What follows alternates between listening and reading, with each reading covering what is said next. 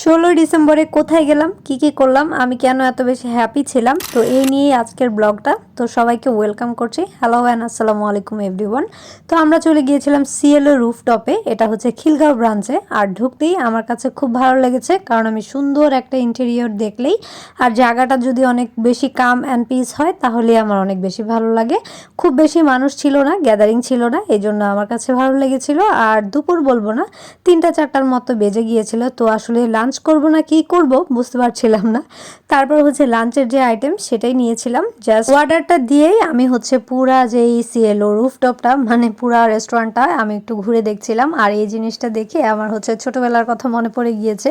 আমার মনে যাচ্ছিল আমি একটু খেলি, খেলার পরে দেখি একটা উঠাতে পারে নাকি ডলগুলা, কিন্তু জীবনও পারবো না, এই জন্য আর ব্যর্থ চেষ্টাও করি নাই। আর এই যে এই পাশটাতে এসেই আমি হচ্ছে ওনার মতো পোজ দেওয়া ট্রাই করছিলাম, পরে হচ্ছে ঘুরে ঘুরে উড়ে উড়ে দেখছিলাম। কারণ আমার তো ঘুরতে অনেক বেশি ভালো লাগে। আমি যদি পারতাম 365 দিন ঘুরতে, তাহলেও আমার কাছে মনে হয় খারাপ লাগতো না। তো তারপর আমার চোখে কি পড়লো দেখেন, এই দোলনাটা এখন কিন্তু অত্যাচারিত হবে, কারণ আমি এটার উপরে ইচ্ছা মতো দুলবো। পরে ইচ্ছা মতো দুলে আসলেই নিলাম কারণ হচ্ছে আমার অনেক দোলনা ভালো লাগে।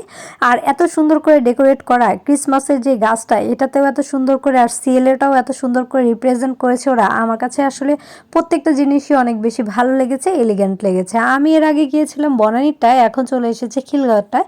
এটাও বেশ সুন্দর, ভালো। আর এই দিকেও একটু পোজ টোজ নেওয়ার ট্রাই করছিলাম। আমি তো যেখানে যাব সেখানে হচ্ছে পোজ নেব, ছবি তুলবো, এটাই তো আমার কাজ, তাই না বলেন? পরে ছবি তুলতে তুলতে দেখলাম ফুড চলে এসেছে। তো আগে খাওয়া দাওয়া করা যাক, তারপরে আরও সিএলওতে ঘুরবো আপনাদেরকে নিয়ে, ঠিক আছে? তো আমরা অর্ডার দিয়েছিলাম কি দেখেন তো, পেরি পেরি চিকেন প্লেটারটা। চিকেনটা খুবই জুসি ছিল সত্যি। আর এখানে হচ্ছে সটেড ভেজিটেবল ছিল। এটা আমার কাছে সবসময় খেতেই ভালো লাগে। জীবনে অনেক চেষ্টা করি ডায়েট করার, কিন্তু আসলে আলটিমেটলি আমি পারি না। কিছু করার নাই, যেহেতু আমি অনেক ফুডি একটা পরিবারের মেয়ে, তো আমি খাবোই আর মোটা হতেই থাকবো। আমার সাথে একটু কষ্ট করে আমার যে ফ্যান ফলোয়ার আছে সবাই একটু অ্যাডজাস্ট করে নেবেন, ঠিক আছে? আর ওদের ফ্রাইড রাইসটাও কিন্তু ওয়ান অফ দ্য বেস্ট ছিল, ভালোই ছিল, মজা ছিল। যেহেতু আমার অনেক বেশি ক্ষুধা লেগে গিয়েছিল, 4টা বেজে গিয়েছিল তখন। বিকালের আর কোনো কিছু অর্ডার না দিয়ে একবারে হচ্ছে দুপুরটাই অর্ডার দিয়েছি।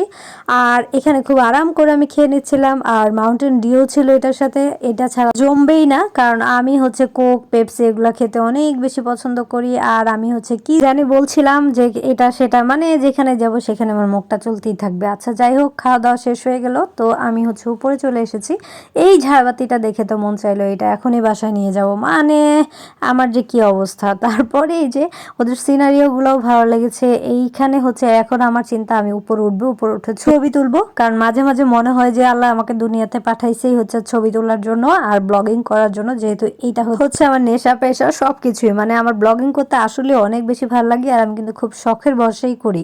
আর এদিকেও একটা ছোট্ট একটা ছাদের মতো ছিল। আমার চিন্তা হচ্ছে আমি এখানে যাব, যে জুতা খুলে বসবো। আমার মাথায় যত উদ্ভট চিন্তা আসে, তো কিভাবে ছবি তোলা যায় আর পোজ দেওয়া যায় এই চিন্তা করতে করতে জীবনটা আমার শেষ। পরে এই যে সিএলওতে ঘোরাফেরা করলাম। এরপরে আমরা আবার কোথায় গেলাম, আবার কি খেলাম, সব কিছু দেখাবো। Thanks for watching.